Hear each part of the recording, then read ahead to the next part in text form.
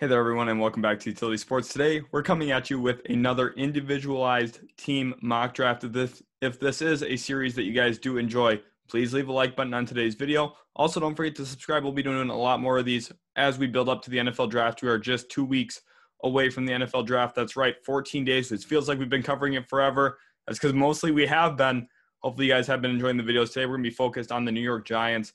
If there is another team you would like to see, let us know down in the comments below, and we'll get to that in the next 2 weeks heading up to the NFL draft. We hope you guys continue to enjoy the content here at Utility Sports. So much fun making it for you guys. We love all the support you guys have been showing us. So now let's just move forward with this New York Giants mock draft, and we're going to do a 4-round mock draft. That is the standard for what we do here on the channel. After the first 4 rounds, it gets a little muckier about who guys have preferences for. First 4 rounds are a little bit more predictable, looking at who they might consider. So that's why we stick to the first 4 rounds here. We see Lawrence go off the board 1. Zach Wilson presumably will go second. There he goes. And we have 3 QBs go in the top 3. Kyle Pitts actually does go 4. This leaves the Giants in an interesting spot here as the receivers do fly off the board. Jalen Waddle would be a guy I still would have considered at pick 11. Justin Fields goes 9th overall.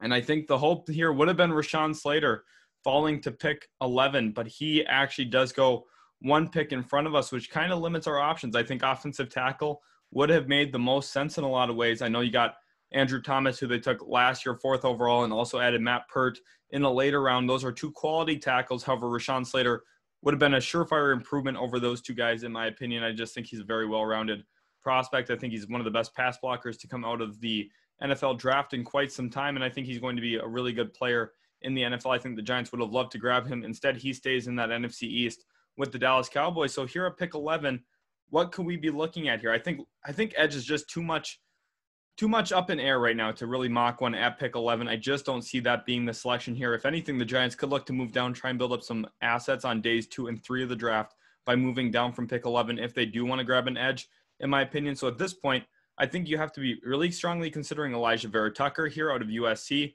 I think that some guard play improvements could be really good for the New York Giants.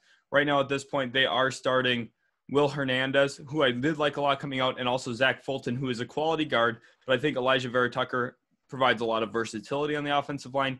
If a tackle did go down, he could kick out the tackle, can also play the guard position extremely well. I would have him on my radar here. But also, Micah Parsons is on my radar here. I think that you badly need to improve over Lorenzo Carter in that linebacking core. They did a great job bringing in Blake Martinez, someone who's very impactful in the run game. The only question about Blake Martinez has been, what is his impact in the pass game? The best way to circumvent that here is going with arguably the best pass coverage linebacker in this class. That's Micah Parsons. This guy offers a ton of athleticism, a ton of raw speed, raw coverage abilities, and he can also pass rush a little bit. He's kind of a hybrid linebacker in what he gives you. Used to play D-end. I think that he would be a nice versatile piece for Joe Judge's defense there in New York as they're trying to build up this winning team. They've had a very busy offseason. I liked what they did at cornerback, grabbing Adoree Jackson.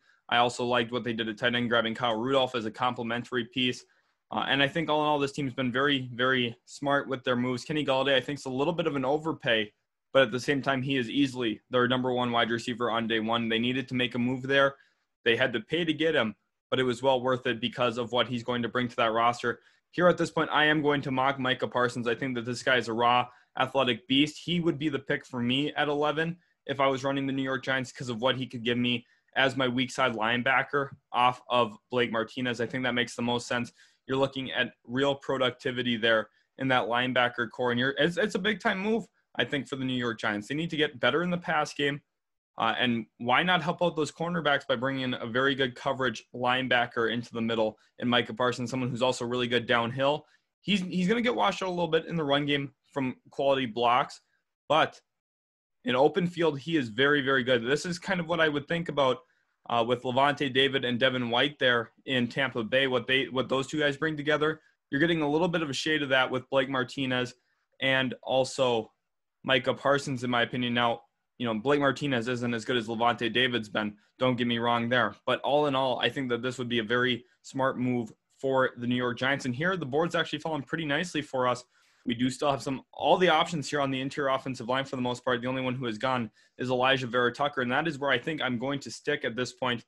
Kelvin Joseph's also an interesting pick if they were looking to bring in someone who could maybe fit into that slot cornerback position long-term.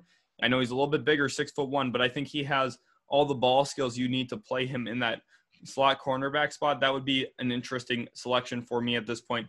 Gregory Rousseau has fallen as well, but I think I'm going to stick along the interior offensive line here. And it's going to be all about trying to help Saquon Barkley in the run game and also trying to improve the pass protection for Daniel Jones, who has had a fumbling issue through the first few years of his career. There's no denying that. When he gets hit in the pocket, there's a better chance than not that he is going to fumble that football. I know he's been hit a lot.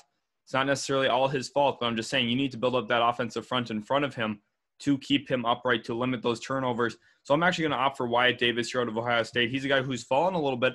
Could have been a first-round offensive lineman without that injury. I think Wyatt Davis here makes the most sense. He comes in, probably starts at right guard over Zach Fulton, and you're looking at a much improved offensive line, especially if a guy like Matt Pert does take a step forward going into year 2. That's something I fully expect. I expect Andrew Thomas to take a step forward going into year 2 as well.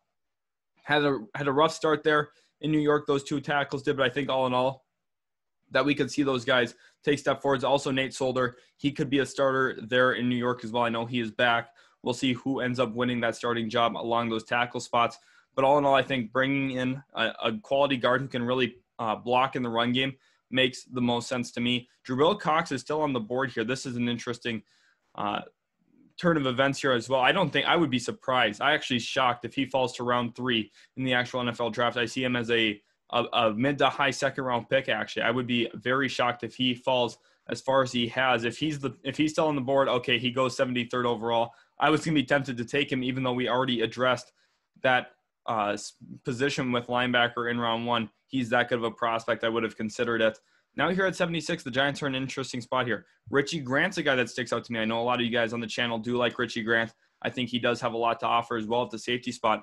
But that's less of a pressing need for the New York Giants at this point. Logan Ryan's still there. Of course, Jabril Peppers has emerged as one of their better players on the defensive side of the football. So Richie Grant, not necessarily the biggest need, but you could look at taking him here in round 3 based off what his potential is, how good of a player he already is, and say, hey, maybe we're going to play him on special teams a little bit, maybe mix him in on some nickel and dime defenses, and then prepare him to be the long-term replacement next to a long-term replacement for Logan Ryan, rather, and put him next to Jabril Peppers for the future. That is one thing that would be very interesting to me. I also would like to look at the running backs situation. I know Saquon Barkley, very good running back.